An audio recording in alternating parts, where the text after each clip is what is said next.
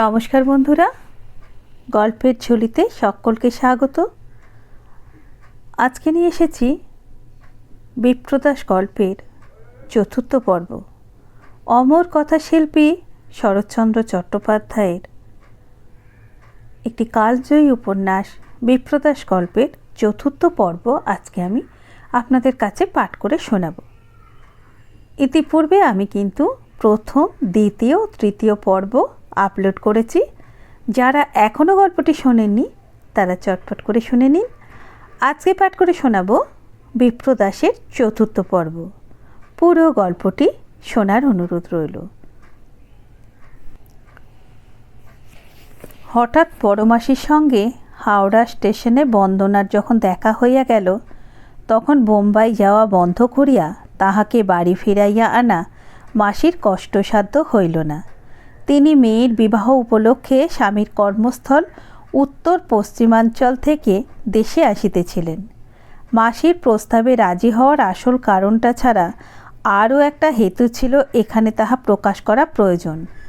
বন্দনার ছেলেবেলা হইতে এতকাল সুদূর প্রবাসেই দিন কাটিয়াছে। তাহার শিক্ষা দীক্ষা সমস্তই সেদিকের, অথচ যে সমাজের অন্তর্গত সে, তাহার বৃহত্তর অংশটাই আছে কলকাতায়। ইহার সহিত আজও তাহার ঘনিষ্ঠ পরিচয় নাই।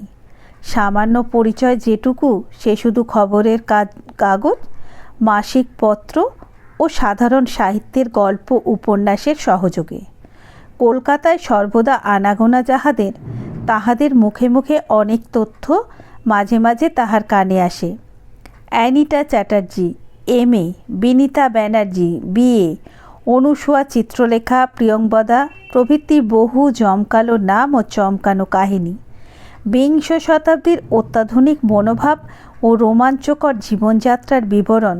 কিন্তু ইহার কতটা যে যথার্থ ও কতটা যে বানানো, দূর হইতে নিঃসংশয়ে অনুমান করা ছিল তাহার পক্ষে কঠিন। তাই আপন সমাজের কোন চিত্রটা ছিল তাহার মনের মধ্যে অতিরঞ্জিত, ঘোরালো, কোনোটা বা ছিল অস্বাভাবিক রকমের ফিকে, এই ছবিগুলোই প্রত্যক্ষ পরিচয়ে স্পষ্ট ও সত্য করিয়া লইবার সুযোগ মাসিমার মেয়ে প্রকৃতির বিবাহ উপলক্ষে যখন মিলিল, তখন বন্দনা উপেক্ষা করিতে পারিল না। সহজেই সম্মত হইয়া তাহার বালিগঞ্জের গৃহে আসিয়া উপস্থিত হইল। আপন দলের বহুজনের সঙ্গে তাহাদের জানাশোনা, বিশেষত প্রকৃতি এখানকার স্কুল কলেজে পড়িয়াই BA পাশ করিয়াছে।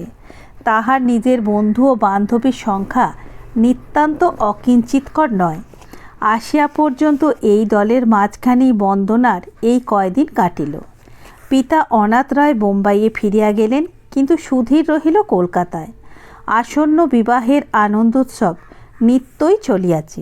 সেদিন বেলঘরের একটা বাগানে পিকনিক সারিয়া সদলবলে বাড়ি ফিরিবার পথেই সে দ্বিজদাসের সংবাদ লইতে এই বাড়িতে আসিয়া হাজির হইয়াছিল। এই খবরটাই অন্নদা সেদিন বিপ্রদাসকে দিয়াছিল। মাসির বাড়িতে দলের লোকের আসা যাওয়া, খাওয়া দাওয়া, সলা পরামর্শের কামাই নেই। আজও ছিল অনেকের চায়ের নিমন্ত্রণ। অতিথিগণ আসিয়া পৌঁছেছেন। ওপরের ঘরে মহা সমারোহে চলিয়াছে চা খাওয়া। এমন সময়ে বিপ্রদাসের প্রকাণ্ড মোটর আসিয়া গেটের মধ্যে প্রবেশ করিল। ভৃত্যের দল অবহিত হইয়া উঠিল, কিন্তু সোফার দরজা খুলিয়া দিতে যে পৌরা স্ত্রীলোকটি অবতরণ করিল, তাহার পোশাকের সামান্যতায় ও স্বল্পতায় সকলে বিস্মিত ও বিব্রত হইয়া পড়িল। মোটরের সঙ্গে মানুষটির সামঞ্জস্য নেই।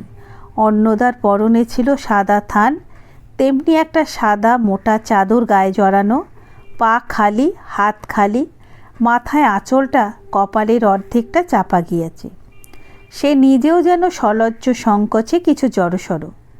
ভৃত্য বেহারাদের চাপকান পাগড়ির সাজসজ্জা বোঝা কঠিন কে কোন দেশের। তথাপি সম্মুখের লোকটাকে বাঙালি আন্দাজ করিয়া অন্নদা জিজ্ঞাসা করিল, বন্দনা দিদি বাড়ি আছেন? সে বাঙালিই বটে, কহিল হ্যাঁ আছেন, তার ওপরে চা খাচ্ছেন, আপনি ভেতরে এসে বসুন। না, আমি এখানেই দাঁড়িয়ে আছি, তাকে একটু খবর দিতে পারবে না? পারবো, কি বলতে হবে? বলো গে, বিপ্রদাসবাবুর বাড়ি থেকে অন্নদা এসেছে। বেহারা চলিয়া গেল। অনতি বিলম্বে বন্দনা নিচে আসিয়া অন্নদার হাত ধরিয়া ঘরে আনিয়া বসাইল। এমন সে কখনো করে নাই। ভুলিয়া গেল সামাজিক পর্যায়ে এই বিধবা তাহার কাছে অনেক ছোট, ও বাড়ির দাসী মাত্র। অকারণে তাহার চোখ সজল হইয়া উঠিয়া বলিল, অনুদি, তুমি যে আমার খবর নিতে আসবে এ আমি মনে করিনি। ভেবেছিলাম আমাকে তোমরা ভুলে গেছো। ভুলবো কেন দিদি, ভুলিনি। বড়বাবু আপনার কাছে আমাকে পাঠিয়ে দিলেন বলতে। না অনুদি, আমাকে আপনি বলে ডাকলে আর আমি জবাব দেব না। অন্নদা আপত্তি করিল না, শুধু হাসিয়া বলিল, ওদের মানুষ করেছি বলি তুমি বলে ডাকি, নইলে ও বাড়ি আমি দাসী বই তো নয়। বন্দনা বলিল, তা হোক, কিন্তু মুখুজ্জেমশাই তো এসেছেন 5-6 দিন হলো কলকাতায়। নিজে বুঝে একবার আসতে পারতেন না? তিনি তো জানেন আমি বোম্বাইয়ে যাইনি। হ্যাঁ, আমার মুখে তিনি এ খবর শুনেছেন, কিন্তু জানো তো দিদি, তার কত কাজ, এতটুকু সময় ছিল না। ভদ্রতা রক্ষার ছলনায় তোমাকে তিনি পাঠিয়েছেন, নইলে মনেও করতেন না। তাকে বলো গিয়ে আমার মাসিমার তাদের মতো ঐশ্বর্য নেই বটে, তবু একবার আমার খোঁজ নিতে এই বাড়িতে পা দিলে তার জাত যেত না, মর্যাদারও লাঘব হতো না। এই সকল অনুযোগের উত্তর অন্নদার দিবার নয়। সে বাটিতে যাইবার অনুরোধ করিতে গেল, কিন্তু শনিবার ধৈর্য বন্দনার নেই। অন্নদার অসম্পূর্ণ কথার মাঝখানে বলিয়া উঠিল, না অনুদি, সে হবে না। কোথাও যাবার সময় নেই। কাল বাদে পরশু আমার বোনের বিয়ে। পরশু? হ্যাঁ, পরশু। এই সময় অসুখের সংবাদ দেওয়া উচিত কি না অন্নদা ভাবিতেছিল, কিন্তু সে তখনই প্রশ্ন করিয়া উঠিল, আমাকে যাবার হুকুমটা দিল কে? ছোটবাবু তো নেই জানি, বড়বাবু বোধ করি, কিন্তু তাকে বলো গিয়ে হুকুম চালিয়ে তার অভ্যেস খারাপ হয়ে গেছে। আমি খাতকও নই, তার জমিদারির আমলাও নই। আমাকে অনুরোধ করতে হয় নিজে এসে। মেস্তি ভালো আছেন? হ্যাঁ আছেন। আর সকলে? অন্নদা বলিল, খবর এসেছে ছেলের অসুখ। কার অসুখ? বাসুর? কি হয়েছে তার? সে আমি ঠিক জানি না দিদি। বন্দনা চিন্তিত মুখে বলল, ছেলের অসুখ, তবু নিজে না গিয়ে মুখুজ্জেমশাই এখানে বসে আছেন যে বড়। মামলা মোকদ্দমা টাকা কড়ির টানটাই কি হলো তার এত বেশি অনুদি? একটা হিতাহিত বোধ থাকা উচিত। অন্নদা বলিল, টাকার টান নয় দিদি, আজ 2 দিন থেকে তিনি নিজেও শয্যাগত। ছেলের অসুখে সেখানে তারা বিব্রত, খবর দেওয়াও যায় না। অথচ এখানে দত্তমশাই পর্যন্ত নেই, তিনি গেছেন ঢাকায়। একা আমি মুখ্য মেয়ে মানুষ, কিছুই বুঝিনি। ভয় হয় অসুখটা পাছে শক্ত হয়ে ওঠে। বিপিনের কখনো কোনো কিছু হয় না বলেই ভাবনা। বিয়েটা চুকে গেলে একবার পারবে না যেতে দিদি? শঙ্কায় বন্দনার মুখ বিবর্ণ হইয়া উঠিল। ডাক্তার ডাকতেও বলে গেলেন। অন্নদার চোখ জলে ভরিয়া গেল। বন্দনার হাত চাপিয়া ধরিয়া কহিল, এই 2 দিন যেমন করে হোক কাটাবো, কিন্তু বিয়ে চুকে গেলেও যাবে না? আমাদের উপর রাগ করেই থাকবে? তোমাদের কোথায় কি ঘটেছে আমার জানবার কথা নয়, জানিও না, কিন্তু এ জানি আর যেই দোষ করে থাক বিপিন কখনো করেনি। তাকে না জানলে হয়তো ভুল হয়, কিন্তু জানলে এই ভুল হবে না দিদি। বন্দনা ক্ষণকাল চুপ করিয়া থাকিয়া উঠিয়া দাঁড়াইল, বলিল, চলো আমি যাচ্ছি। এক্ষুনি যাবে? হ্যাঁ এক্ষুনি, বই কি। বাড়িতে বলে যাবে না? এরা ভাববেন যে। বলতে গেলে দেরি হবে অনুদি, তুমি এসো। এই বলিয়া সে উত্তরের অপেক্ষা না করিয়া মটরে গিয়া বসিল। বেয়ারাকে ইঙ্গিতে কাছে ডাকিয়া বলিয়া দিল, মাসিমাকে জানাইতে সে মেজদির বাড়িতে চলল, সেখানে বিপ্রদাসবাবুর অসুখ। বন্দনা আসিয়া যখন বিপ্রদাসের ঘরে প্রবেশ করিল তখন বেলা গেছে, কিন্তু আলো জ্বালার সময় হয়নি। বিপ্রদাস বালিগুলো জড়ো করিয়া দেওয়ালে হেলান দিয়া বিছানায় বসিয়া মুখ দেখিয়া মনে হয় না যে এ অসুখ গুরুতর। মনের মধ্যে স্বস্তি বোধ করিয়া বলিল, মুখুজ্জেমশাই নমস্কার করি। মেজদি উপস্থিত থাকলে রাগ করতেন, বলতেন গুরুজনের পায়ের ধুলো নিয়ে প্রণাম করতে, কিন্তু ছুঁতে ভয় করে পাছে ছোঁয়া যান। বিপ্রদাস কিছু না বলিয়া শুধু একটু হাসিল। বন্দনা বলিল, ডেকে পাঠিয়েছেন কেন? সেবা করতে? অনুদি বলেছিল ওষুধ খাবার সময় হয়েছে, কিন্তু এ কী ব্যাপার? ডাক্তারি ওষুধের শিশি যে, কবিরাজির বড়ি। ডাক্তার ডাকার বুদ্ধি দিল কে আপনাকে? বিপ্রদাস কহিল, আমাদের চলতি ভাষায় নেপো বলে একটা কথা আছে, তার মানে জানো বন্দনা? বন্দনা বলিল, জানি মশাই জানি। মানুষ হয়ে যারা মানুষকে ঘেন্না করে, ছোঁয় না তাদের বলে। তাদের চেয়ে বন্দনা বলিল, জানি। আর সংসারে আর কেউ আছে নাকি? বিপ্রদাস বলিল, আছে। যাদের সত্যি মিথ্যে যাচাই করবার ধৈর্য নেই, অকারণে নির্দোষীকে হুল ফুটিয়ে যারা বাহাদুরি করে তারা। তাদের দলের মস্ত বড় পাণ্ডা হচ্ছ তুমি নিজে। অকারণে কোনো নির্দোষী ব্যক্তিটিকে হুল ফুটিয়েছি আপনি বলে দিন তো, কাকে সেটা করেছি? আমাকে বলে দিতে হবে না বন্দনা, সময় এলে নিজেই টের পাবে। আচ্ছা, সেই দিনের প্রতীক্ষা করে রইলুম। এই বলিয়া বন্দনা খাটের কাছে একটা চৌকি টানিয়া লইয়া বসিল। বলিল, এখন বলুন, নিজে কেমন আছেন? ভালো আছি, কিন্তু জ্বরটা রয়েছে। রাত্রে আর একটু বাড়বে বলে মনে হয়। কিন্তু আমাকে ডেকে পাঠালেন কেন? আমাকে আপনার কিসের দরকার?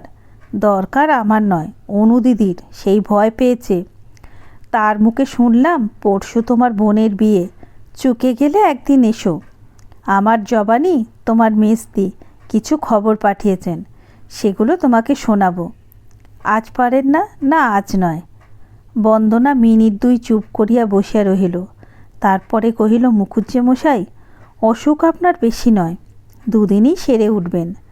আমি জানি আমাকে প্রয়োজন নেই, তবুও আপনার সেবার ভান করেই আমি থাকব। সেখানে ফিরে যাব না। আমার তরঙ্গটা আনতে লোক পাঠিয়ে দিয়েছি, আপনি আপত্তি করতে পারবেন না। বিপ্রদাস হাসিয়া বলিল, কিসের আপত্তি বন্দনা, তোমার থাকার? কিন্তু বোনের বিয়ে যে। বিয়ে তো আমার সঙ্গে নয়, আমি না গেলেও বোনের বিয়ে আটকাবে না। সত্যি থাকবে না বিয়েতে?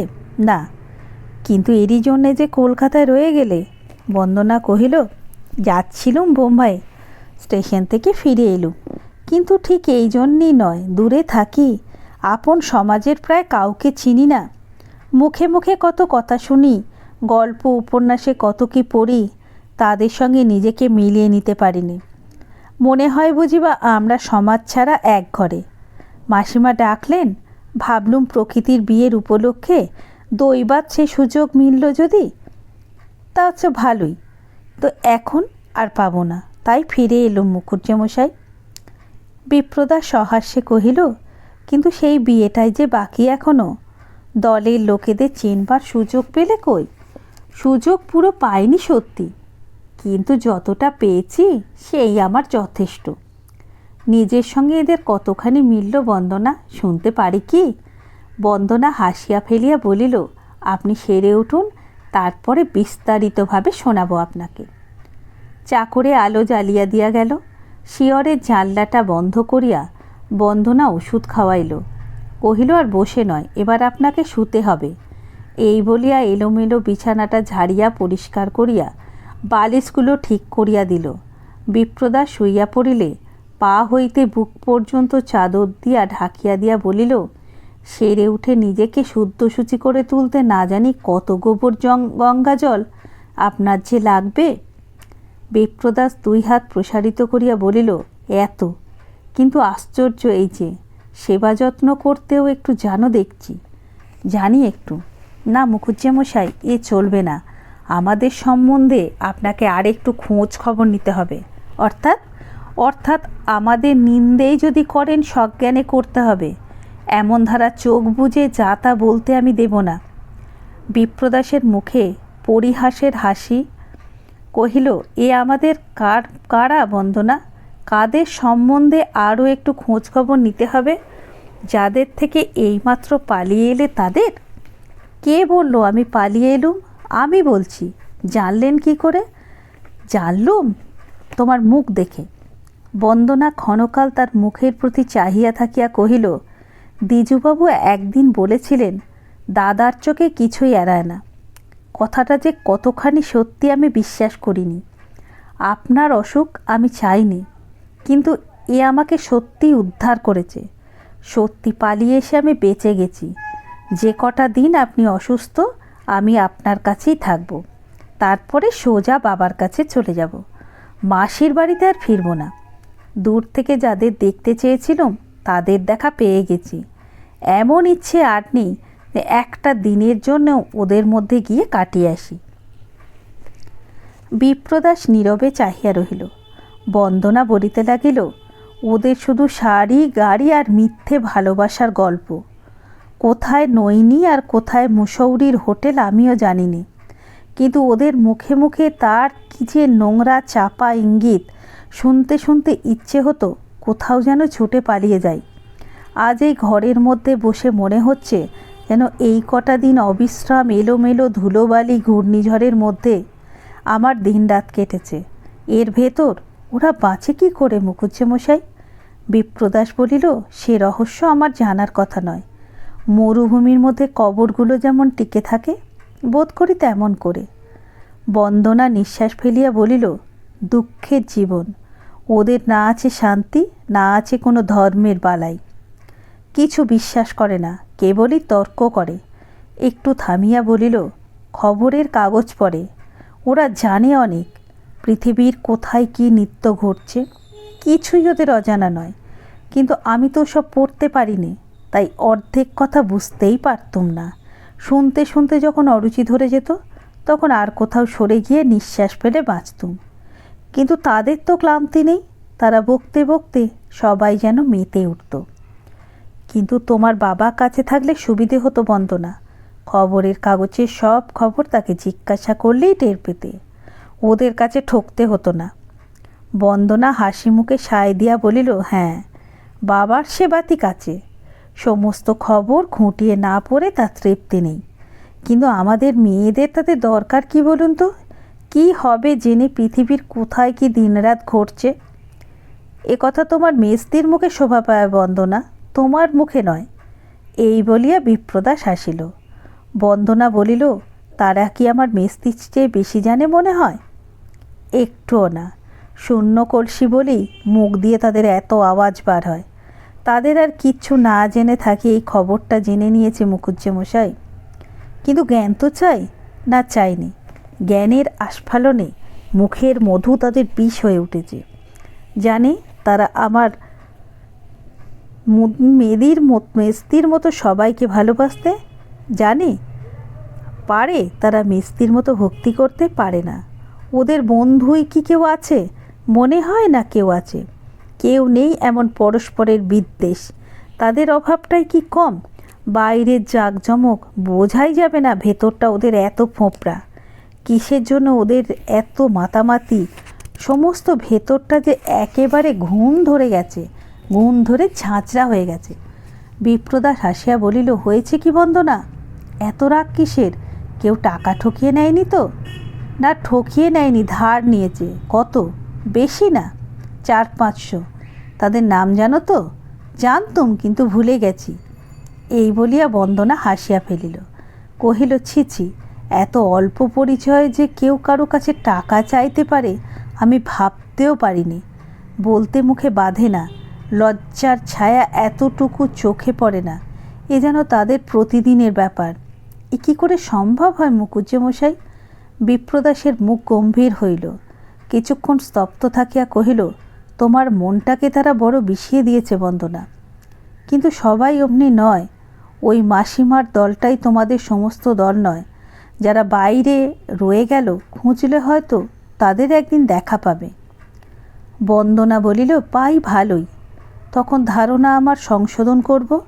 কিন্তু যাদের দেখতে পেলুম তারা সবাই শিক্ষিত, সবাই পদস্থ, লোকের আত্মীয়, গল্প উপন্যাসের রং করা ভাষায় সজ্জিত হয়ে এরা দূরে থেকে আমার চোখে কি আশ্চর্য অপরূপ হয়েই না দেখা দিত।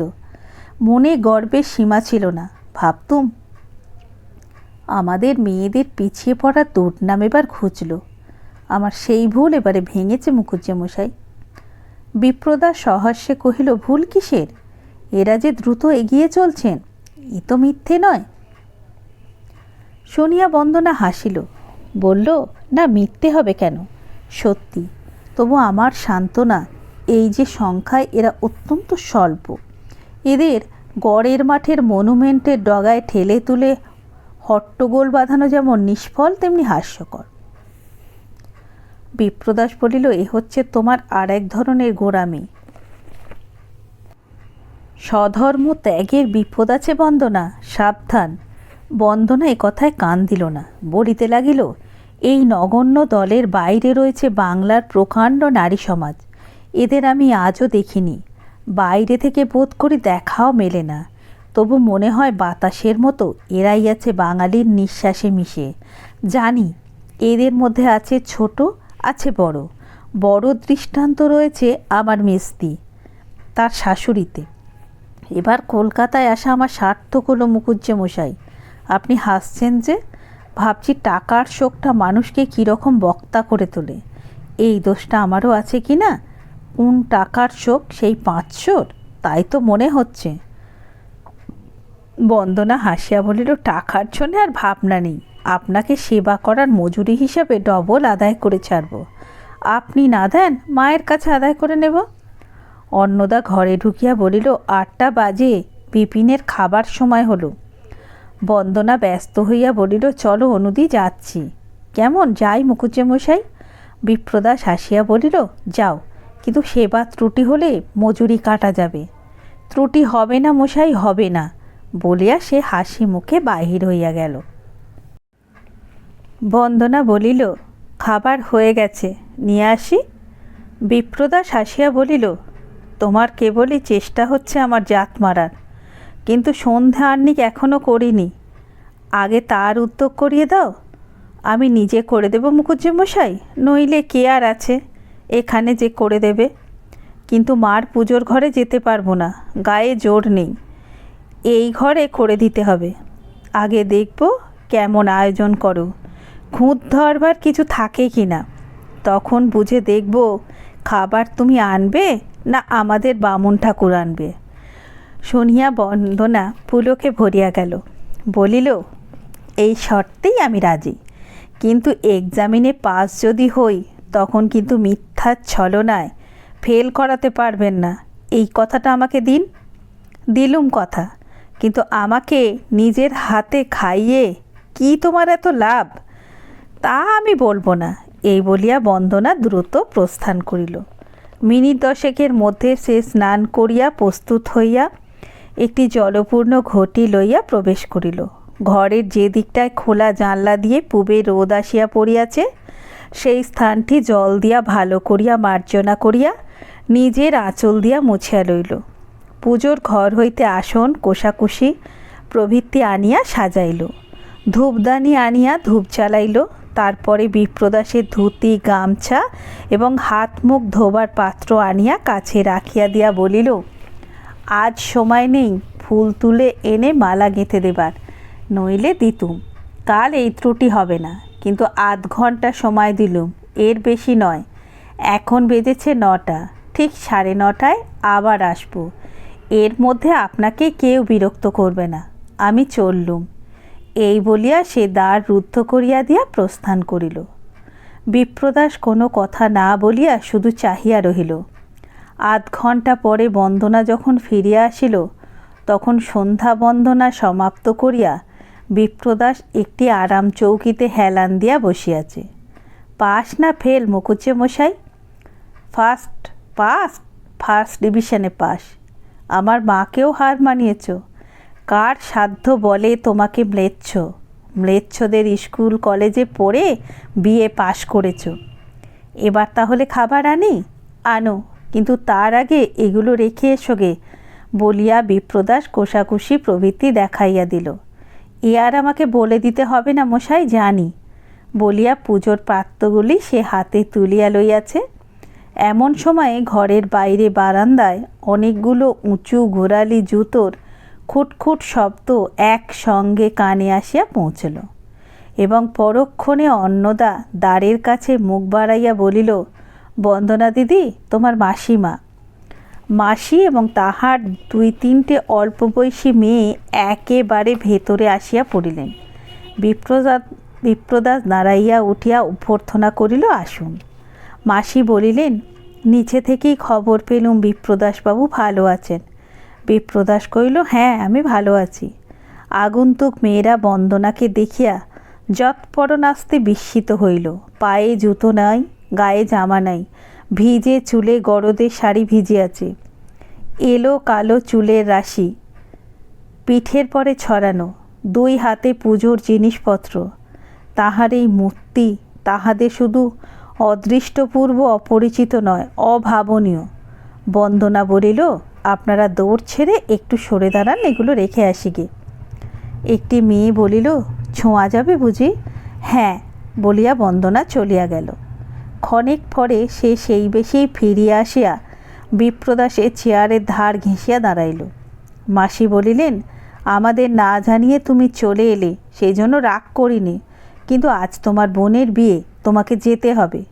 সে কি কথা মুখুজ্জে মশাই?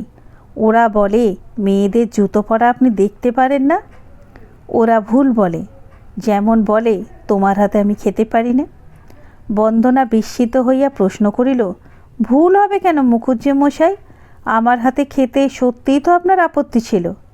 বিপ্রদাস বলিল, আপত্তি ছিল, কিন্তু আপত্তিটা সত্যিকারের হলে সে আজও থাকতো, যেত না।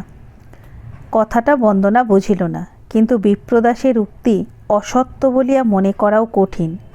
বলিল, দ্বিজুবাবু একদিন বলেছিলেন, দাদার মনের কথা কেউ জানতে পারে না, সেটা শুধু বাইরের, তাই কেবল লোকে টের পায়, কিন্তু যা অন্তরে তা অন্তরেই চাপা থাকে।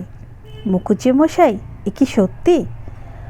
উত্তরে বিপ্রদাস শুধু একটু হাসিল, তারপরে বলিল, বন্দনা তোমার দেরি হয়ে যাচ্ছে, যদি সত্যি থাকতে সেখানে ইচ্ছে না হয় থেকো না, চলে এসো। চলে আসবে মুখুজ্জে মশাই, থাকতে আমি সেখানে পারবো না। এই বলিয়া বন্দনার বিলম্ব না করিয়া নিচে নামিয়া গেল। পরদিন সকালে দেখা গেল, বিপ্রদাস জিজ্ঞাসা করিল, বোনের বিয়ে নির্বিঘ্নে সমাধা হলো? হ্যাঁ হলো, বিঘ্ন কিছু ঘটেনি। নিজের জিদি বজায় রইল।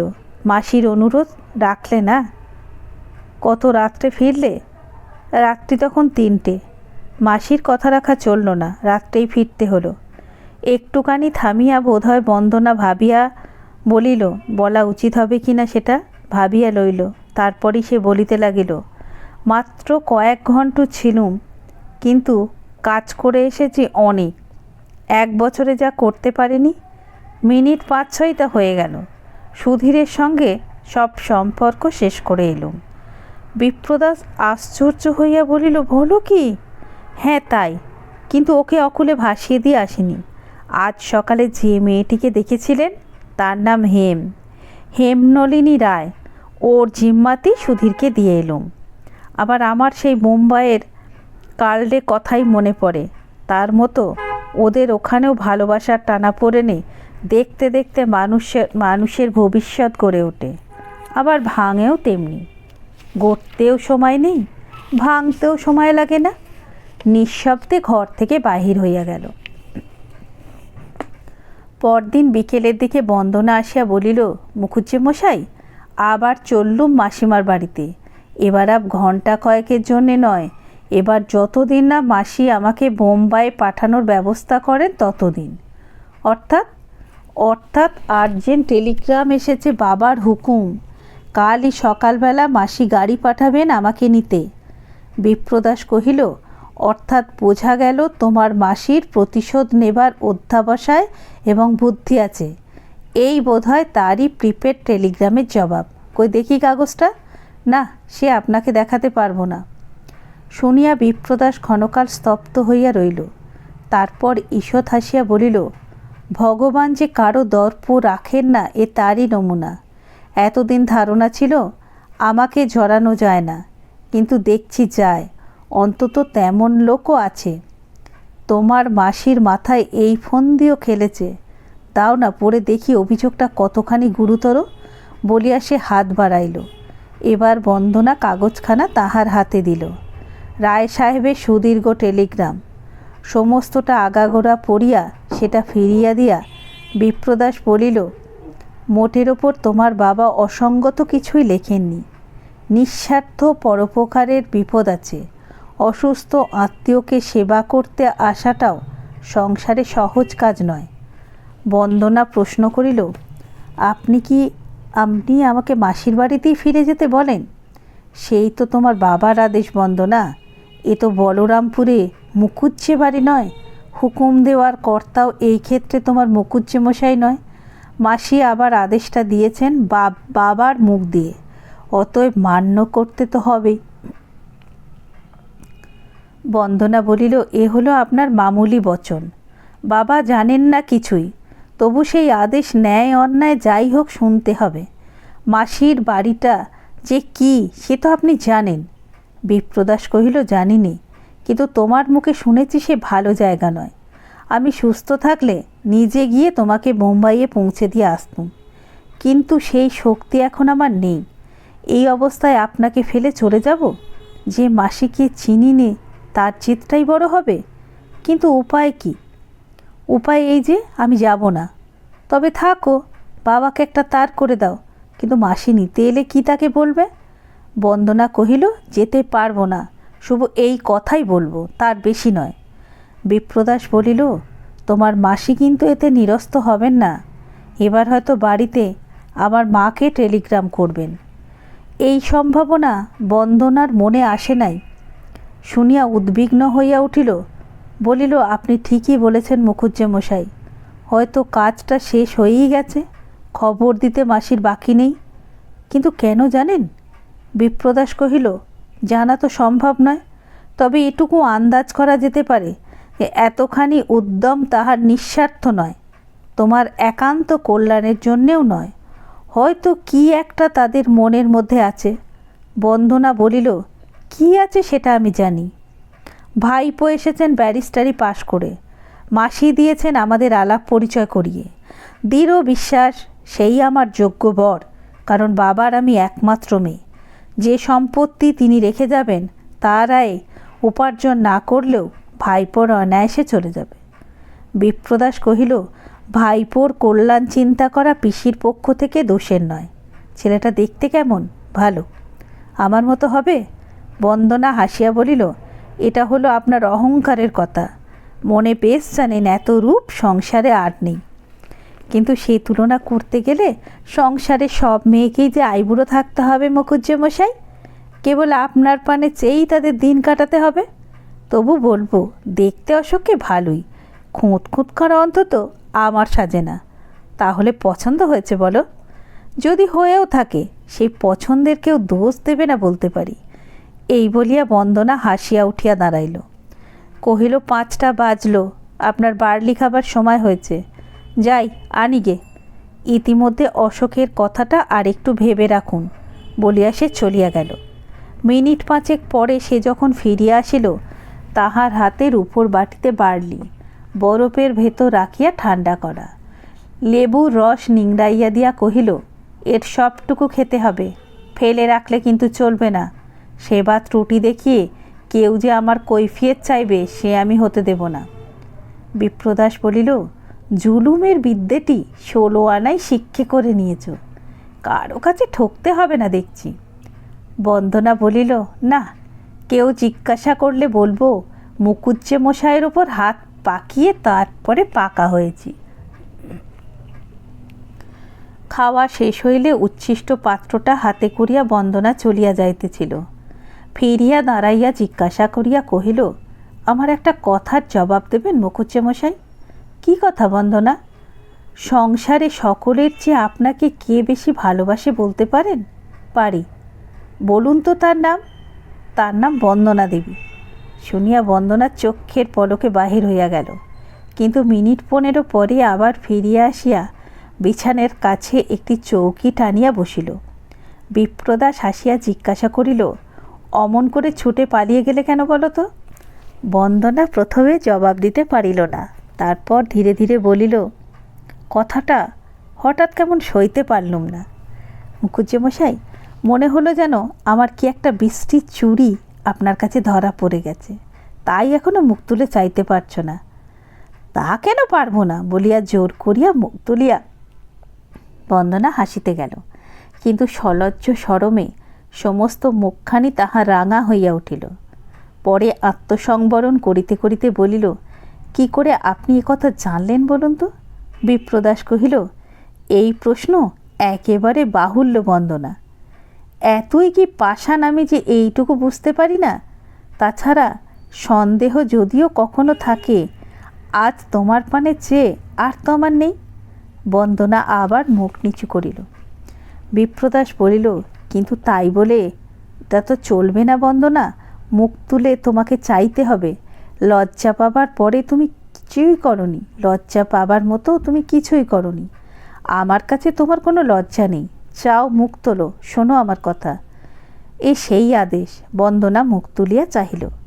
ক্ষণকাল নীরবে থাকিয়া বলিল, আপনি বোধহয় আমার উপর খুব রাগ করেছেন না মুখুজ্যমশাই? বিপ্রদাস মৃত মুখে কহিল, কিছুমাত্র নয়। এ কি রাগ করার কথা? শুধু আমার মনের আশা এইটুকু যে এই ভুল তোমার নিজের কাছেই একদিন ধরা পড়বে। কেবল সেই দিনই এর প্রতিকার হবে। কিন্তু ধরা যদি কখনো না পড়ে, একে ভুল বলে যদি কোনো দিন টের না পাই? পাবেই। এর থেকে যে সংসারে কত অনর্থের সূত্রপাত হয়, এ যদি না বুঝতে পারো, আমিও বুঝবো আমাকে তুমি ভালোবাসোনি। সুধীরকে ভালোবাসার মতো এও তোমার একটা খেয়াল। মনের মধ্যে কাউকে টেনে এনে শুধু আপনাকে ভোলানো, তার বেশি নয়। বন্দনার মুখ মুহূর্তে ম্লান হইয়া উঠিল। অত্যন্ত ব্যথিত কণ্ঠে বলিল, সুধীরের সঙ্গে তুলনা করবেন না মুখুজ্যমশাই, এ আমি সইতে পারিনি। কিন্তু এর থেকে সংসারে যে অনর্থের সূত্রপাত হয়, আপনার এ কথা মানব যে এই অমঙ্গল টেনে আনে। কিন্তু তাই বলে মিথ্যে বলে স্বীকার করব না। মিথ্যেই যদি হতো, এতটুকু ভালোবাসায় কি আপনার পেতুম? পাইনি কি আমি? নিরুদ্ধ নিঃশ্বাসে বিপ্রদাস কথাগুলো শুনিতেছিল। জিজ্ঞাসা শেষ করিয়া বন্দনা মুখ তুলিতেই সে চকিত হইয়া বলিয়া উঠিল, পেয়েছ বই কি বন্দনা, তুমি অনেকখানি পেয়েছ। নইলে তোমার হাতে আমি খেতুম কি করে? তোমার রাত দিনে সেবা নিতে পারতুম আমি কিসের জোরে? কিন্তু তাই বলে কি গ্লানির মধ্যে, অধর্মের মধ্যে নিজে নেমে দাঁড়াবো? তোমাকে টেনে নামাবো? যারা আমার পানে চেয়ে চিরদিন বিশ্বাসে মাথা উঁচু করে আছে, সমস্ত ভেঙে চুরে তাদের হেঁট করে দেব, এই কি তুমি বলো? বন্দনা দীপ্তস্বরে কহিল, তাহলে আপনিও স্বীকার করুন, আজ ছাড়তে যা পারেন না সে শুধু এই দম্ভটাকে। বলুন সত্য করে ওদের কাছে এই বড় হয়ে থাকার মোহকেই আপনি বড় বলে জেনেছেন। নইলে কিসের গ্লানি মুখুজ্যমশাই? কাকে মানতে যাব আমরা অধর্ম বলে? মানুষের মন গড়া একটা ব্যবস্থা, মানুষকেই, যাকে বারবার মেনেছে বারবার ভেঙেছে তাকেই। আপনি পারলেও আমি পারব না। বিপ্রদাস গম্ভীর হইয়া বলিল, তুমি না পারলেও আমি পারব, আর তাতেই আমাদের কাজ চলে যাবে। ইংরাজি বই অনেক পড়েছ বন্দনা, মাসির বাড়িতে আলোচনাও অনেক শুনেছ, সেই সব ভুলতে সময় লাগবে দেখছি। বন্দনা কহিল, আপনি আমাকে তামাশা করছেন। আমি কিন্তু একটুও তামাশা করছি না মুখুজ্যমশাই। যা বলছি সেটা আমার মনের কথা, সমস্তই সত্যি বলছি। তা বুঝেছি, কিন্তু এই পাগলামি মাথায় এনে দিল কে? আপনি। বলো কি? এই অধর্ম বুদ্ধি দিলুম তোমাকে অবশেষে আমি নিজেই? হ্যাঁ, আপনিই দিয়েছেন, হয়তো না জেনে, কিন্তু আপনি ছাড়া আর কেউ নয়। এইবার বিপ্রদাস নির্বাক বিস্ময়ে চাহিয়া রহিল। বন্দনা বলিতে লাগিল, যাকে অধর্ম বলে নিন্দে করলেন তাকে তো আমি মানিনি। আমি জানি ধর্ম বলে স্বীকার করছেন, যা এক মনে সে শুধু আপনার সংস্কার, অত্যন্ত দৃঢ় সংস্কার, তবু সে তার বড় নয়। বিপ্রদাস মাথা নাড়িয়া স্বীকার করিল, বলিল, হয়তো এ কথা তোমার সত্যি বন্দনা, এ তোমার সংস্কার, সুদৃঢ় সংস্কার। কিন্তু মানুষের ধর্ম যখন এই সংস্কারের রূপ ধরে বন্দনা, তখনই হয় সে যথার্থ, তখনই হয় সে সহজ। জীবনের কর্তব্যে আর তখন ঠোকাঠুকি বাঁধে না। তাকে মানতে গিয়ে নিজের সঙ্গে লড়াই করে মরতে হয় না। তখন বুদ্ধি হয়ে আসে শান্ত, অবাধ জলস্রোতের মতো সে সহজে বয়ে যায়। বুঝি একেই বলেছিলুম সেই দিন। এ হলো বিপ্রদাসের অত্যাজ্য ধর্ম, আর এর পরিবর্তন নেই। কোনো দিনই কি এর পরিবর্তন নেই মুখুজ্যমশাই? তাই তো আজও জানি বন্দনা, আজও ভাবতে পারিনি এ জীবনের পরিবর্তন আছে। এতক্ষণে বন্দনার দুই চোখ বাষ্পাকুল হয়ে উঠিল। বিপ্রদাস সযত্নে তাহার হাতখানি টানিয়া লইয়া বলিল, কিন্তু পরিবর্তনেরই বা দরকার কিসের?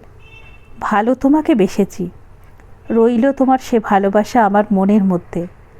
এখন থেকে সে দেবে আমাকে দুঃখে সান্ত্বনা, দুর্বলতায় বল। ভার যখন আর একাকী বইতে পারবো না, তখন দেব তোমাকে ডাক। সেও রইল আজ থেকে তোমার জন্য তোলা। আসবে তো তখন? বন্দনা বাঁ হাত দিয়ে চোখ মুছে বলল, আসবো, যদি আসার শক্তি থাকে, পথ যদি থাকে তখনও খোলা। নইলে পারবো না তো আসতে মুখুজ্জেমশাই। কথাটা শুনিয়া বিপ্রদাস যেন চমকিয়া গেল। বলিল, বটেই তো, আসার পথ থাকে যদি খোলা, চিরদিনের তরে যদি বন্ধ হয়ে সে না যায়, তখন এসো, কিন্তু অভিমানে মুখ ফিরিয়ে থেকো না। বন্দনা চোখের জল আবার মুছিয়া ফেলিয়া বলিল, আমার একটা ভিক্ষা রইল মুখুজ্জেমশাই, আমার কথা যেন কাউকে বলবেন না। না, বলবো না। বলার লোক যে আমার নেই, সে তো তুমি নিজেই জানতে পেরেছ। হ্যাঁ, পেরেছি। দুজনে কিছুক্ষণ নীরব হইয়া রহিল। বিপ্রদাস কহিল, এই বিপুল সংসারে আমি যে এতখানি একা, একথা তুমি কি করে বুঝেছিলে বন্দনা? বন্দনা বলিল, কি জানি কি করে বুঝেছিলুম। আপনাদের বাড়ি থেকে রাগ করে চলে এলুম, আপনি এলেন সঙ্গে। গাড়িতে সেই মাতাল সাহেবগুলোর কথা মনে পড়ে। ব্যাপারটা বিশেষ কিছু নয়, তবু মনে হলো যাদের আমরা চারপাশে দেখি তাদের দলের আপনি নয়। একাকী কোনো ভার কাঁধে নিতেই আপনার বাঁধে না। এই কথাই বলেছিলুম সেদিন দ্বিজুবাবু। মিলিয়ে দেখলুম কারো কাছে কিছুই আপনি প্রত্যাশা করেন না। রাত্রে বিছানায় শুয়ে কেবলই আপনাকে মনে পড়ে। কিছুতে ঘুমোতে পারলুম না। শেষ রাতে উঠে দেখি নিচেই পুজোর ঘরে আলো জ্বলছে, আপনি বসেছেন ধ্যানে। এক দৃষ্টে চেয়ে চেয়ে ভোর হয়ে এলো, পাছে চাকরেরা কেউ দেখতে পায়। ভয়ে ভয়ে পালিয়ে এলুম আমার ঘরে। আপনার সে মূর্তি আর ভুলতে পারলুম না মুখুজ্জেমশাই। আমি চোখ বুঝলেই দেখতে পাই সেই মূর্তি। বিপ্রদাস হাসিয়া বলিল, দেখেছিলে নাকি আমাকে পুজো করতে? বন্দনা বলিল, পুজো করতে তো আপনার মাকেও দেখেছি, কিন্তু সেও নয়, সে আলাদা। আপনি কিসের ধ্যান করেন মুখুজ্জেমশাই? বিপ্রদাস পুনরায় হাসিয়া বলিল, সে জেনে তোমার কি হবে? তুমি তো তা করবে না। না, করব না, তবু জানতে ইচ্ছে করে। বিপ্রদাস চুপ করিয়া রহিল। বন্দনা কহিতে লাগিল, আমার সেই দিনের প্রথম মনে হয় সকলের মধ্যে থেকেও আপনি আলাদা। আপনি একা। যেখানে উঠলে আপনার সঙ্গী হওয়া যায়, সেই উঁচুতে ওরা কেউ উঠতে পারে না। আর একটা কথা জিজ্ঞাসা করব মুখুজ্জেমশাই, বলবেন? কি বন্দনা? মেয়েদের ভালোবাসায় বোধ হয় আর আপনার প্রয়োজন নেই না? এই প্রশ্নের মানে জানি না, এমনি জিজ্ঞাসা করছি। এ বোধ হয় আর আপনি কামনা করেন না, আপনার কাছে একেবারে তুচ্ছ হয়ে গেছে। সত্যি কিনা বলুন? বিপ্রদাস উত্তর দিল না, শুধু হাসি মুখে চাহিয়া রহিল। নিচের প্রাঙ্গণে সহসা গাড়ির শব্দ শোনা গেল, আর পাওয়া গেল দ্বিজদাসের কণ্ঠস্বর, এবং পরক্ষণেই দ্বারের কাছে আসিয়া অন্নদা ডাকিয়া বলিল, দ্বিজু এলো বিপিন? একলা নাকি, না আর কেউ সঙ্গে এলো? না, একাই তো দেখছি, আর কেউ নেই। শুনিয়া বন্দনা ব্যস্ত হইয়া উঠিল, বলিল, যাই মুখুজ্জেমশাই, দেখি গে তার খাবার জোগাড় ঠিক আছে কিনা। বলিয়া বাহির হইয়া গেল। সকালে দ্বিজু আসিয়া যখন বিপ্রদাসের পায়ের ধুলো লইয়া প্রণাম করিল, তখন ঘরের একধারে বসিয়া বন্দনা পুজোর শয্যা প্রস্তুত করিতেছিল। দ্বিজদাস বলিল, এই পঞ্চমীতে মায়ের পুকুর প্রতিষ্ঠা বৃহৎ ব্যাপার দাদা। মায়ের কাছে তো বৃহৎ ব্যাপারই হয় দ্বিজু, এতে ভাবনার কি আছে? বলিয়া বিপ্রদাস আসিল। দ্বিজদাস কহিল, তা নয়, এবার সঙ্গে মিলেছে বাসুর ভালো হওয়ার মানত পুজো, সেও একটা অশ্বমেধ যজ্ঞ। অধ্যাপক বিদায়ের ফর্দ তৈরি হচ্ছে। কুটুম্ব সজ্জন অতিথি অভ্যাগতদের যে সংক্ষিপ্ত তালিকা বৌদির মুখে মুখে পেলুম, তাতে আশঙ্কা হয় এবার আপনার অর্থে ওরা কিঞ্চিত গভীর খাবল মারবে। সময় থাকতে সতর্ক হন। বন্দনা মুখ তুলিল না, কিন্তু সামলাইতে না পারিয়া হাসিয়া লুটাইয়া পড়িল। বিপ্রদাস বিষয়ী লোক, বিপ্রদাস কৃপণ, এই দুর্নাম একা মা ছাড়া প্রচার করবার সুযোগ পাইলে কেহ ছাড়ে না। বিপ্রদাস নিজেও এ হাসিতে যোগ দিয়া বলিল, এবার কিন্তু তোর পালা, এবার খরচ হবে তোর। আমার কোনো আপত্তি নেই যদি থাকে, কিন্তু তাতে ব্যবস্থার কিছু অদল বদল করতে হবে। বিদায় যারা পাবে তারা টোলের পণ্ডিত সমাজ নয়, বরঞ্চ টোলের দোর বন্ধ করে যাদের বাইরে ঠেলে রাখা হয়েছে তারা। বিপ্রদাস তেমনই হাসিয়া কহিল, টোলের ওপর তোরা তো রাগ কিসের রে? লোকের মুখে মুখে এদের শুধু নিন্দেই শুনলি, নিজে কখনো চোখে দেখলি না। ওদের দলভুক্ত বলে হয়তো আমি পর্যন্ত তোর আমলে ভাত পেতাম না। দ্বিজদাস কাছে আসিয়া আর একবার পায়ের ধুলো লইল, কহিল, ওই কথাটি বলবেন না। আপনি দু দলেরই বাইরে, অথচ তৃতীয় স্থানটা যে কি তা আমিও জানি না। শুধু এইটুকু জেনে রেখেছি, আমার দাদা আমাদের বিচারের বাইরে। বিপ্রদাস কথাটাকে চাপা দিল, জিজ্ঞাসা করিল, আমার অসুখের কথা মা শোনেননি তো? না, সে বরঞ্চ ছিল ভালো, পুকুর প্রতিষ্ঠার হাঙ্গামা বন্ধ হতো। আত্মীয়দের আনবার ব্যবস্থা হয়েছে? হচ্ছে, ভূত ভবিষ্যৎ বর্তমান সকলকেই। সকন্যা অক্ষয়বাবুর আমন্ত্রণ লিপি গেছে। মায়ের বিশ্বাস বৃহৎ ব্যাপারে মৈত্রীর অগ্নি পরীক্ষা হয়ে যাবে। আমার উপর ভার পড়েছে তাদের নিয়ে যাবার। মা আর কাউকে নিয়ে যাবার কথা বলে দেননি? না, অন্যদিকেও নিয়ে যেতে হবে। কলেজের ছেলেরা যদি কেউ যেতে চায় তারাও। তোর বৌদির কোনো ফরমাইশ নেই? না। নিচে আবার মোটরের শব্দ পাওয়া গেল। হর্নের চেনা আওয়াজ কানে আসতেই বন্দনা জানলা দিয়ে মুখ বাড়াইয়া দেখল মাসিমার গাড়ি। আমি দেখি গে মুখুজ্জেমশাই, আপনি সন্ধ্যা আহ্নিক সেরে নিন, দেরি হয়ে যাচ্ছে বলিয়া বাহির হইয়া গেল। আমিও যাই, হাত মুখ ধুই গে, ঘণ্টাখানেক পরে আসব বলিয়া দ্বিজদাসও চলিয়া গেল। বিপ্রদাসের পুজো আহ্নিক সমাপ্ত হইল। আজ খাবার ফলমূল দিয়া গেল অন্নদা। মাসির বাড়ি হইতে যে মেয়েটি নিতে আসিয়াছে, বন্দনা ব্যস্ত আছে তাহাকে লইয়া, এ খবর সেই দিল। দ্বিজদাস যথাসময় ফিরিয়া আসিল। হাতে তাহার বিরাট ফর্দ। কলকাতায় অর্ধেক জিনিস কিনিয়া গাড়ি বোঝাই করিয়া চালান দিতে হইবে। দুই ভাইয়ে এই লইয়া ভয়ানক ব্যস্ত। তখন দরজার বাহির হইতে প্রার্থনা আসিল, মুখুজ্জেমশাই আসতে পারি কি? পায়ে কিন্তু আমার জুতো রয়েছে। জুতো? তা হোক, এসো। বন্দনা ঘরে আসিয়া প্রবেশ করিল। যে বেশে বলরামপুরে তাহাকে প্রথম দেখা গিয়েছিল, এটা সেই বেশ। বিপ্রদাস অত্যন্ত বিস্ময়ে জিজ্ঞাসা করিল, কোথাও যাচ্ছ নাকি বন্দনা? হ্যাঁ, মাসিমার বাড়িতে। কবে ফিরবে? ফেরবার কথা তো জানি নে মুখুজ্জেমশাই। এই বলিয়া হেঁট হইয়া সে বিপ্রদাসকে প্রণাম করিল, কিন্তু অন্য দিকের মতো পায়ে হাত দিয়া স্পর্শ করিল না, মুখ তুলিল না, শুধু কপালে হাত ঠেকাইয়া দ্বিজদাসকে নমস্কার করিল। তারপর ঘর হইতে বাহির হইয়া গেল।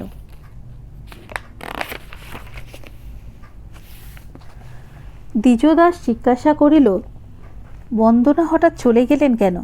আমার এসে পড়াটাই কি কারণ নাকি? বিপ্রদাস বলিল, না, ওর বাবা টেলিগ্রাম করেছেন মাসির বাড়িতে গিয়ে থাকতে যতদিন না বোম্বাইয়ে ফিরে যাওয়া হয়। কিন্তু হঠাৎ মাসি বেরোলো কোথা থেকে? বন্দনা আমার সঙ্গে তো প্রায় কথাই বললেন না, সর্বক্ষণ আড়ালে আড়ালে রইলেন। তারপর সকাল না হতেই দেখছি সরে পড়লেন। একটা নমস্কার করে গেলেন সত্যি, কিন্তু সেও মুখ ফিরিয়ে। আমার বিরুদ্ধে হলো কি তার? প্রশ্নের জবাবটা বিপ্রদাস হারাইয়া গেল এবং মাসির ব্যাপারটা সংক্ষেপে জানাইয়া কহিল, আমার অসুখে ভয় পেয়ে মাসির বাড়ি থেকে অনুদি ওকে ডেকে এনেছিল আমার শুশ্রূষা করতে। যথেষ্ট করেছে, ওর কাছে আমি কৃতজ্ঞ হওয়া উচিত। দ্বিজদাস কহিল, উচিত নয় বলিনি তো, আপনাকে সেবা করতে পাওয়াটাও তো একটা ভাগ্য। সেই মূল্যটা যদি উনি অনুভব করতে পেরে থাকেন, তো কৃতজ্ঞতা ওর কাছে আমাদেরও পাওনা আছে।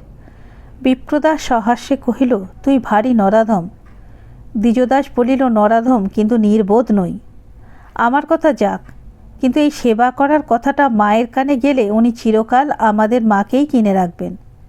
সেই কি সোজা সম্পদ? শুনিয়া বিপ্রদাস হাসিল, কহিল, মাকে এতকাল পরে তুই চিনতে পেরেছিস বল? দ্বিজদাস বলিল, যদি পেরেও থাকি সে শুধু আপনিই জানুন। আমি মায়ের কুপুত্র, আমি কুলাঙ্গার, তার কাছে এই পরিচয় থাক। একে আর নাড়িয়ে কাজ নেই দাদা। কিন্তু কেন? মা তোকে বিশ্বাস করতে পারেন, তোকে ভালো বলে ভাবতে পারেন, এ কি সত্যিই তুই চাস নে? এই অভিমানে লাভ কি বলতো? লাভ কি জানি না, কিন্তু লোভ বিশেষ নেই। আমি আপনার পেয়েছি স্নেহ, পেয়েছি বৌদির ভালোবাসা, এই আমার 7 রাজার ধন। 7 জন্ম 2 হাতে বিলিয়েও শেষ করতে পারবো না। কিন্তু বলিয়া ফেলিয়াই তাহার চোখ মুখ লজ্জায় রাঙা হইয়া উঠিল। হৃদয়ের এই সকল আবেগ উচ্ছ্বাস ব্যক্ত করিতে সে চিরদিনই একটু নিষ্প্রিয়। চিরদিন নিষ্প্রিয়তার আবরণে ঢাকা দিয়া বেড়ানোই তাহার প্রকৃতি। মুহূর্তে নিজেকে সামলাইয়া ফেলিয়া বলিল, কিন্তু এসব আলোচনা নিষ্প্রয়োজন। যেটা প্রয়োজন সেটা হচ্ছে এই যে আমার চোখে বন্দনার চলে যাওয়ার ভাবটা দেখালো যেন রাগের মতো। এর মানেটা বলে দিন। মানেটা বোধহয় এই যে তুই যখন এসে পড়েছিস তখন ওর আর দরকার নেই। এখন থেকে সেবা শুশ্রূষার ভার তোর উপর। এই বলিয়া বিপ্রদাস হাসিতে লাগিল। দ্বিজদাস বলিল, আপনি ঠাট্টা করছেন বটে, কিন্তু আমি বলছি এইসব ইংরেজনবিশ মেয়েগুলো, এই দম্পতি একদিন মরবে। আপনাকে রোগে সেবা করবার দিন যেন না কখনো আসে, কিন্তু এলে প্রমাণ হতে দেরি হবে না যে দাদার সেবায় দ্বিজুকে হারানো 10টা বন্দনার সাধ্যে কুলাবে না। একথা তাকে জানিয়ে দেব। স্নেহ হাস্যে বিপ্রদাসের মুখ প্রদীপ্ত হইয়া উঠিল। কহিল, আচ্ছা জানাবো, কিন্তু বিশ্বাস করবে কিনা জানি না। তবে সে পরীক্ষার প্রয়োজন দাদার কাছে নেই, আছে শুধু একজনের কাছে, সে মা। বোঝাপড়া তোদের একটা হওয়া দরকার, বুঝলি রে দ্বিজু? দ্বিজদাস বলিল, না দাদা, বুঝলাম না, কিন্তু মা যখন তখন বেঁচে থাকলে বোঝাপড়া একদিন হবেই। কিন্তু এখনই প্রয়োজনটা কিসের এলো এইটাই ভেবে পাচ্ছি না। এই বলিয়া ক্ষণকাল নীরব হইয়া আবার বলিল, আমার কপালে সবই উল্টো। বাবা জন্ম দিলেন, কিন্তু দিয়ে গেলেন না কানাকড়ির সম্পত্তি, সে দিলেন আপনি। মা গর্ভে ধারণ করলেন, কিন্তু পালন করলেন অন্নদাদি, আর সমস্ত ভার বয়ে মানুষ করে তুললেন বৌদি। দুজনই পরের ঘর থেকে এসে পিতা স্বর্গ পিতা ধর্ম মাতা স্বর্গদপি গরিয়সী, এই শ্লোক আউড়ে মনকে আর কত চাঙ্গা রাখবো দাদা, আপনিই বলুন। বিপ্রদাস কহিল, মায়ের মামলা নিয়ে আর ওকালতি করব না, সে তুই আপনি একদিন বুঝবি। কিন্তু বাবা সম্বন্ধে যে ধারণা তোর আছে সেটা ভুল। অর্ধেক বিষয়ের সত্যিই তুই মালিক। দ্বিজদাস বলল, হতে পারে সত্যি, কিন্তু বাবার মৃত্যুর পরে ঘরে দৌড় দিয়ে তার উইলখানা কি আপনি পুড়িয়ে ফেলেননি? কে বলল তোকে?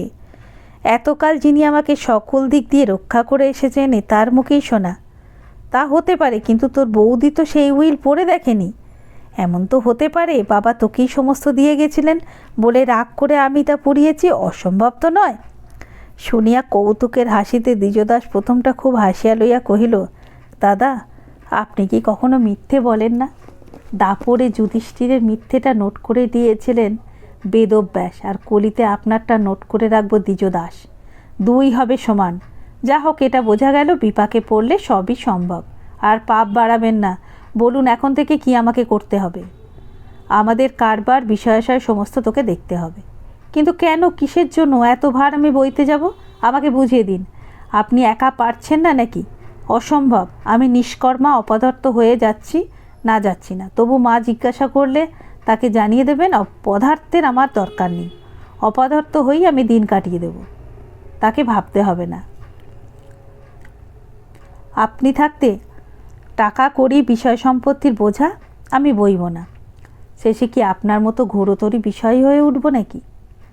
লোকে বলবে ওর শিরের মধ্যে দিয়ে রক্ত বয় না, বয় শুধু টাকা স্রোত। কিন্তু বলিতে বলিতেই লক্ষ্য করিল বিপ্রদাস অন্যমনস্ক হইয়া কি যেন ভাবিতেছে। তাহার কথায় কান নাই, এমন সচরাচর হয় না। এই স্বভাব বিপ্রদাসের নয়। একটু বিস্মিত হইয়া বলিল, দাদা, সত্যিই কি চান আমি বিষয়কর্ম দেখি, যা আমার চিরদিনের স্বপ্ন, সেই স্বদেশ সেবা জলাঞ্জলি দিয়ে? বিপ্রদাস তাহার মুখের দিকে দৃষ্টি নিবদ্ধ করিয়া কহিলেন, জলাঞ্জলি দিবি এমন কথা তো তোকে কোনোদিনই বলিনি দ্বিজু। যা তোর স্বপ্ন সে তোর থাক, চিরদিন থাক। তবু বলি, সংসারের ভার তুই নেই।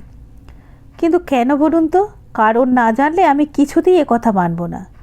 বিপ্রদাস এক মুহূর্ত মৌন থাকিয়া বলিল, এর কারণ তো খুবই স্পষ্ট দ্বিজু।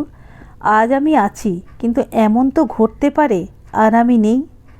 দ্বিজদাস জোর দিয়া বলিয়া উঠিল, না, ঘটতে পারে না, আপনি নেই, কোথাও নেই, এ আমি ভাবতে পারি না। তাহার বিশ্বাসের প্রবলতা বিপ্রদাসকে আঘাত করিল, কিন্তু হাসিয়া বলিল, সংসারে সবই ঘটে রে দ্বিজু, এমন কি অসম্ভব? এই কথাটা ভাবতে যারা ভয় পায় তারা নিজেদের ঠকায়। আবার এমনও হতে পারে আমি ক্লান্ত, আমার ছুটির দরকার, তবু তুই নিবি নে? না দাদা, পারবো না নিতে। তার চেয়ে ঢের সহজ আপনার আদেশ পালন করা। বলুন কবে থেকে আমাকে কি করতে হবে? আজ থেকে এই সংসারের সব ভার নিতে হবে। আজ থেকেই এত তাড়াতাড়ি? বেশ তাই হবে, আপনার অবাধ্য আমি হব না। এই বলিয়া সে চলিয়া গেল। কিন্তু শুনিতে পাইল দাদার কথা, তোকে বলতে হবে না রে, আমি জানি আমার অবাধ্য তুই নয়। দ্বিজদাসের কাজ শুরু হইয়া গেল। সে অলস, অকর্মণ্য, উদাসীন, এই ছিল সকলের চিরদিনের অভিযোগ। কিন্তু দাদার আদেশে মায়ের ব্রত প্রতিষ্ঠার সুবৃহৎ অনুষ্ঠান সম্পূর্ণ করিয়া তুলিবার সর্বপ্রকার দায়িত্ব আসিয়া পড়িল যখন একাকী তাহার পরে, তখন এই দুর্নাম অপ্রমাণ করিতে তাহার অধিক সময় লাগিল না। এই অনভ্যস্ত গুরুভার সে যে এত স্বচ্ছন্দে বহন করিবে, এতখানি আশা বিপ্রদাসও করে নাই। কিন্তু তাহার নিরলস সুশৃঙ্খল কর্মপটুতায় সে যেন একেবারে বিস্মিত হইয়া গেল। যাহা কিনিয়া পাঠাইবার তাহা গাড়ি বোঝা করিয়া দ্বিজদাস বাড়ি পাঠাইল, যাহা লইবার সঙ্গে সঙ্গে রাখিল। আত্মীয় কুটুম্বগণকে একত্র করিয়া যথাযোগ্য সমাদরে রওনা করিয়া দিল। এখানকার সকল কার্য সমাধা করিয়া আজ গৃহে ফিরিবার দিন সে দাদার শেষ উপদেশ গ্রহণ করিতে তাহার ঘরে ঢুকিয়া দেখিল সেখানে বসিয়া বন্দনা। সেই যাবার দিন হইতে আর সে আসে নাই। তাহার কথা কাজের ভিড়ে দ্বিজদাস ভুলিয়াছিল। আজ হঠাৎ তাহাকে দেখিতে পাইয়া মনে মনে সে আশ্চর্য হইল, কিন্তু সেভাব প্রকাশ না করিয়া শুধু একটা মামুলি নমস্কারের শিষ্টাচার সারিয়া লইয়া বলিল, দাদা আজ রাত্রির গাড়িতে আমি বাড়ি যাচ্ছি। সঙ্গে যাচ্ছেন অক্ষয়বাবু, তার স্ত্রী ও কন্যা মৈত্রী। আপনার কলেজের ছাত্ররা বোধ করি কাল পরশু যাবে, তাদের ভাড়া দিয়ে গেলুম। অনুদিকে কি আপনি সঙ্গে নিয়ে যাবেন? কিন্তু দিন 3-4 বেশি বিলম্ব করবেন না যেন। আমাকে কি যেতেই হবে? হ্যাঁ, না জানতো একজোড়া খড়ম কিনে দিন, নিয়ে গিয়ে ভরতের মতো সিংহাসনে বসাবো। বিপ্রদাস হাসিয়া কহিল, ফাজিলের অগ্রগণ্য হয়েছিস তুই। কিন্তু আশ্চর্য করিল অক্ষয়বাবুর কথায়। তিনি যাবেন কি করে? তার তো ছুটি নেই, কাজ কামাই হবে যে। দ্বিজদাস বলিল, তা হবে, কিন্তু লোকসান নেই। ওদিকে তার চেয়েও ঢের বড় কাজ হবে, বড় ঘরে মেয়ে দিতে পারাটা। টাকাওয়ালা জামাই, ভবিষ্যতের অনেক ভরসা, কলেজের বাঁধা মাইনে অনেক বেশি। বিপ্রদাস রাগিয়া বলিল, তোর কথাগুলো যেমন রূঢ় তেমনি কর্কশ, মানুষের সম্মান রেখে কথা কইতে জানিস না। দ্বিজদাস বলিল, জানি কি না, বৌদিদিকে জিজ্ঞাসা করে দেখবেন। সৌজন্যের বাজে অপব্যয় করিনি, শুধু এই আমার দোষ। শুনিয়া বিপ্রদাস না হাসিয়া পারিল না। বলিল, তোর একটা সাক্ষী শুধু বৌদি, যেমন মাতালের সাক্ষী শুঁড়ি। দ্বিজদাস কহিল, তা হোক, কিন্তু আপনার কথাটাও ঠিক মধুমাখা হচ্ছে না দাদা, কারণ আমিও মাতাল নই, তিনিও মদের যোগান দেন না। দেন অমৃত, দেন গোপনে বহু লোকের অন্ন, যা অনেক বড় লোকে দিতে পারে না। বিপ্রদাস কহিল, তাদের পেরেও কাজ নেই, আদর দিয়ে দেওরকে জন্তু করে তোলা ছাড়া বড় লোকদের অন্য কাজ আছে। বন্দনা মুখ নিচু করিয়া হাসিতে লাগিল। দ্বিজদাস সেটা লক্ষ্য করিয়া বলিল, এ নিয়ে আর তর্ক করব না দাদা। বৌদিদি আপনার নেই, বাঙালির সংসারে তাহার স্নেহ যে কি আপনি কোনো দিন জানেন না। অন্ধকে আলো বোঝানোর চেষ্টায় ফল নেই। একটু হাসিয়া বলিল, বন্দনা আড়ালে হাসছেন, কিন্তু মাসির বাড়ির বদলে দিন কতক আমাদের বাড়িতে কাটিয়ে এলে হয়তো আমার কথাটা বুঝতেন। কিন্তু থাকবে এসব আলোচনা। আপনি কবে বাড়ি যাচ্ছেন বলুন? আমি বড় ক্লান্ত দিজু, মাকে বুঝিয়ে বলতে পারবি নে? বিপ্রদাসের এমন নির্জীব নিষ্প্রিয় কণ্ঠস্বর সে কখনো শোনে নাই। চমকিয়া চাহিয়া দেখিল ক্ষীণ হাসিটুকু তখনও অষ্টপ্রান্তে লাগিয়া আছে, কিন্তু এ যেন তাহার দাদার নয়, আর কেহ। বিস্ময় ব্যথায় অভিভূত হইয়া জিজ্ঞাসা করিল, অসুখ কি এখনো সারেনি দাদা? না না, সেরে গেছে। তবু মায়ের কাছে বাড়ি যেতে পারলেন না, একথা মাকে বোঝাবো কি করে? ভয় পেয়ে তিনি চলে আসবেন, তার সমস্ত আয়োজন লণ্ডভণ্ড হয়ে যাবে। বিপ্রদাস ক্ষণকাল চিন্তা করিয়া বলিল, তুই আমাকে কবে যেতে বলিস? দ্বিজদাস বলিল, আজ কাল পরশু যবে হোক, আমাকে অনুমতি দিন, আমি নিজেই যেতে পারবো। তোকে ফিরে আসতে হবে না। দ্বিজদাস চলিয়া গেলে বন্দনা জিজ্ঞাসা করিল, এটা কি হলো মুখুজ্জেমশাই? বাড়ি যেতে আপত্তি করলেন কিসের জন্য? বিপ্রদাস কহিল, কারণটা তো নিজের কানেই শুনলে। শুনলুম, কিন্তু ওই জবাব পরের জন্য, আমার জন্যে নয়। বলুন কিসের জন্য বাড়ি যেতে চান না? আপনাকে বলতেই হবে। আমি ক্লান্ত। না না, কেন? ক্লান্তিতে সকলের দাবি আছে, নেই কি শুধু আমার? আপনারও আছে, কিন্তু সেই দাবি সত্যিকারের হলে সকলের আগে বুঝতে পারতুম আমি। আর সকলের চোখকেই ঠকাতে পারবেন না, ঠকাতে শুধু আমার চোখকে পারবেন না। যাবার সময় মেস্তিকে চিঠি লিখে যাব, আপনার রোগ ধরবার কখনো দরকার হলে যেন তিনি আমাকে ডেকে পাঠান। মেস্তি নিজে পারবেন না রোগ ধরতে, তুমি দেবে ধরে? কথা শুনলে তিনি খুশি হবেন না। বন্দনা বলিল, খুশি হবেন না সত্য, কিন্তু কৃতজ্ঞ হবেন। আমার মেস্তি হলেন সেই যুগের মানুষ, স্বামী তাকে খুঁজে বেছে নিতে হয়নি, ভগবান দিয়েছিলেন আশীর্বাদের মতো অঞ্জলি পূর্ণ করে। তখন থেকে সুস্থ সবল মানুষটিকে নিয়েই তার কারবার। কিন্তু সেই মানুষেরও যে হঠাৎ একদিন মন ভাঙতে পারে, এই খবর তিনি জানবেন কি করে?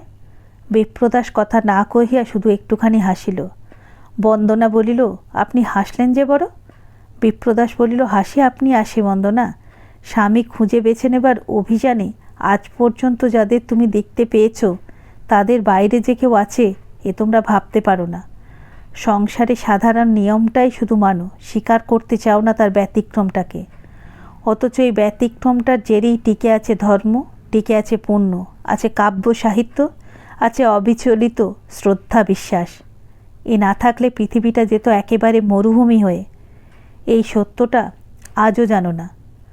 বন্দনা বিদ্রূপের সুরে বলিল, এই ব্যতিক্রমটা বুঝি আপনি নিজে মুখুজ্জেমশাই? কিন্তু সেদিন যে বললেন আমাকেও আপনি ভালোবাসেন, সে আজও বলি, কিন্তু ভালোবাসার একটা মাত্র পথই তোমাদের চোখে পড়ে, আর সব থাকে বন্ধ। তাই সেদিনের কথাগুলো আমার তুমি বুঝতে পারোনি। একবার দেখে এসো গে দিজু তার বৌদিকে। দৃষ্টি অন্ধ না হলে দেখতে পাবে কি করে শ্রদ্ধা গিয়ে মিশেছে ভালোবাসার সঙ্গে। রহস্য কৌতুকে আদর আহ্লাদে নিবিড় ঘনিষ্ঠতায় সে শুধু তার বৌদি নয়, সে তার বন্ধু, সে তার মা। সেই সম্বন্ধ তো তোমার আমারও, ঠিক তেমনি করেই কেন আমাকে তুমি নিতে পারলে না বন্দনা? তাহার কণ্ঠস্বরের মধ্যে ছিল গভীর স্নেহের সঙ্গে মিশিয়া তিরস্কারের সুর। বন্দনাকে তাহা কঠিন আঘাত করিল। কিছুক্ষণ নীরবে আধমুখে থাকিয়া সহসা চোখ তুলিয়া বলিল, আপনাকে আমি ভুল বুঝেছিলাম মুখুজ্জেমশাই। আমার মেস্তিদিকে যদি আপনি সত্যি ভালোবাসতেন, দুঃখ আমার ছিল না, কিন্তু তা আপনি বাসেন না। আপনি পালন করেন শুধু ধর্ম, মেনে চলেন শুধু কর্তব্য। কঠিন আপনার প্রকৃতি, কাউকে ভালোবাসতে জানে না। যত ঢেকেই রাখুন, এ সত্য একদিন প্রকাশ পাবি। ক্ষণকাল স্থির থাকিয়া বলিয়া উঠিল, আজ আমারও ভুল ভাঙল। শূন্যের মধ্যে হাত ভারিয়ে মানুষ খুঁজতে আর না যাই। আজ আমাকে এই আশীর্বাদ আপনি করুন। বিপ্রদাস সহাস্যে হাত বাড়াইয়া বলিল, করলুম তোমাকে সেই আশীর্বাদ। আজ থেকে মানুষ খোঁজা যেন তোমার শেষ হয়। যে তোমার চিরদিনের, তাকে যেন তিনিই তোমাকে দান করেন। কথাটাকে অপমানকর পরিহাস মনে করিয়া বন্দনা রাগিয়া বলিল, আপনি ভুল করছেন মুখুজ্জেমশাই। মানুষ খুঁজে বেড়ানো আমার পেশা নয়, তারা আলাদা। কিন্তু হঠাৎ আজ কেন এসেছি এখনও সেই কথাটা আপনাকে বলা হয়নি। এদিক দিয়ে সত্যিই আমার একটা মস্ত ভুল ভেঙে গেছে। এখানে আপনাদের সংসবে এসে ভেবেছিলুম এইসব আচার বিচার বুঝি সত্যি ভালো। খাওয়া ছোঁয়ার নিয়ম মেনে চলা, ফুল তোলা, চন্দন ঘষা, পুজোর সাজগোজ করা, আরও কত কি খুঁটিনাটি। মনে করতুম এ বুঝি সত্যিই মানুষকে পবিত্র করে তোলে।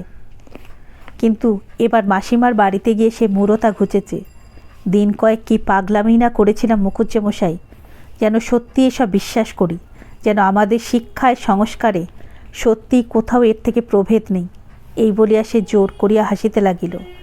ভাবিয়াছিল কথাটা হয়তো বিপ্রদাসকে ভারী আঘাত করিবে, কিন্তু দেখিতে পাইল একেবারেই না। তাহার ছদ্ম হাসিতে সেই প্রসন্ন হাসি যোগ করিয়া বলিল, আমি জানতুম বন্দনা, তোমার কি মনে নেই আমি সতর্ক করে একদিন তোমাকে বলেছিলাম এসব তোমার জন্যে নয়, এসব করতে তুমি যেও না। সেই মূরতা ঘুচেছে জেনে আমি খুশি হলুম। মনে করেছিলাম বুঝি খুব বড় কষ্ট পাবো, কিন্তু তা নয়। যার যা স্বাভাবিক নয় তা না করলে আমি দুঃখ বোধ করিনি। তোমার তো মনে আছে আমি কিসের ধ্যান করি। তুমি জানতে চাইলে আমি চুপ করেছিলাম। বলতে বাধা ছিল বলে নয়, অকারণে বলে। কিন্তু এসব কথাবার্তা এখন থাক। তোমার বোম্বাইয়ে ফিরে যাবার কি দিন স্থির হয়ে গেছে? অভিমানে বন্দনার মুখ আরক্ত হইয়া উঠিল। বিপ্রদাসের প্রশ্নের উত্তরে শুধু বলিল, না। সেদিন তোমার মাসির ভাইপো অশোকের কথা বলেছিলে ছেলেটিকে তোমার ভালোই লেগেছে। এই কয়দিনে তার সম্বন্ধে আর কি কিছু জানতে পারলে? না। তোমাদের বিয়েই যদি হয় আমি আশীর্বাদ করব, কিন্তু মাসির তারায় যেন কিছু করে বসো না। তার তাগাদাকে একটু সামলে চলো। বন্দনার চোখে জল আসিয়া পড়িল, কিন্তু মুখ নিচু করিয়া সামলাইয়া বলিল, আচ্ছা। বিপ্রদাস বলিল, আমি পরশু বাড়ি যাব, 2-3 দিনের বেশি থাকতে পারবো না। ফিরে আসার পরেও যদি কলকাতায় থাকো একবার এসো।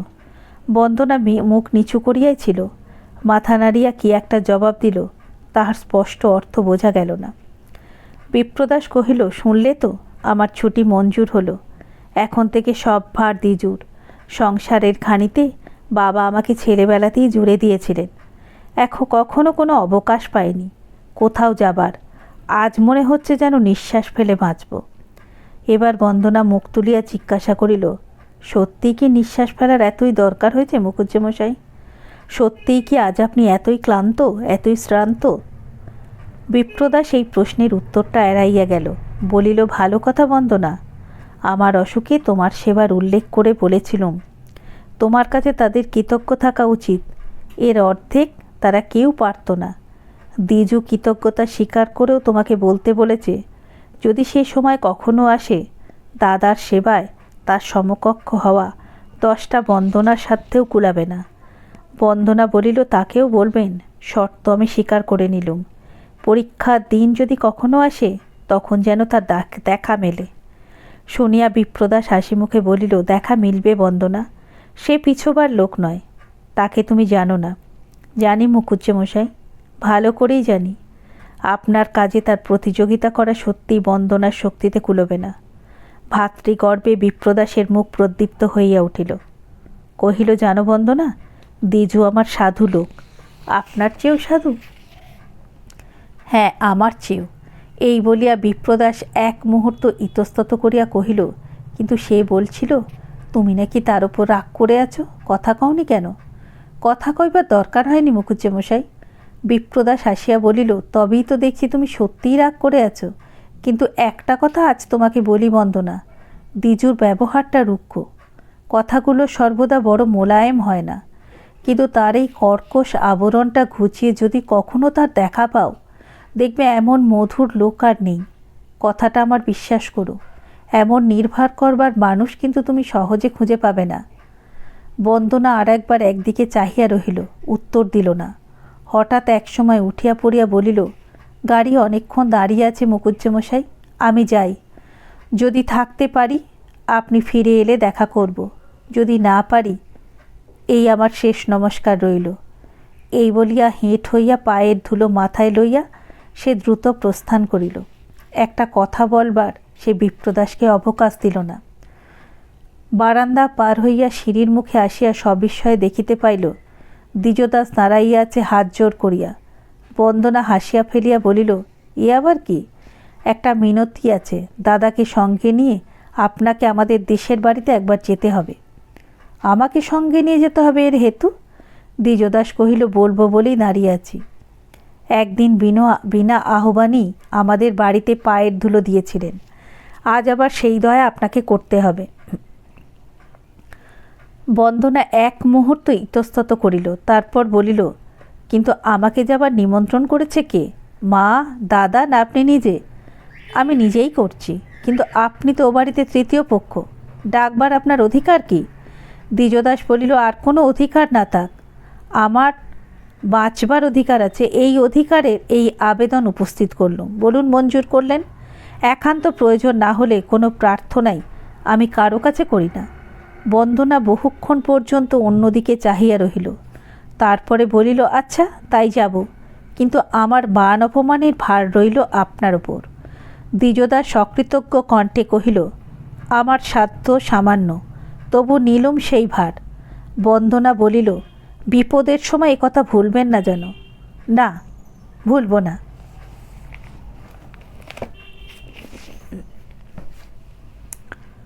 এতক্ষণ শুনছিলেন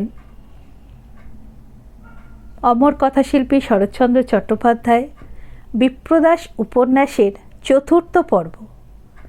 খুব শীঘ্রই হাজির হচ্ছি অন্তিম পর্ব বা শেষ পর্ব নিয়ে।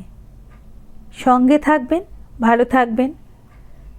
গল্পটি যদি ভালো লেগে থাকে ভিডিওতে একটি লাইক করবেন, বন্ধুদের সাথে শেয়ার করবেন, আর গল্পের ঝুলি চ্যানেলটা সাবস্ক্রাইব করে আমার সঙ্গে থাকবেন। তাড়াতাড়ি আবার ফিরছি আরও একটি নতুন গল্প নিয়ে। এতক্ষণ সঙ্গে থাকার জন্য অনেক ধন্যবাদ।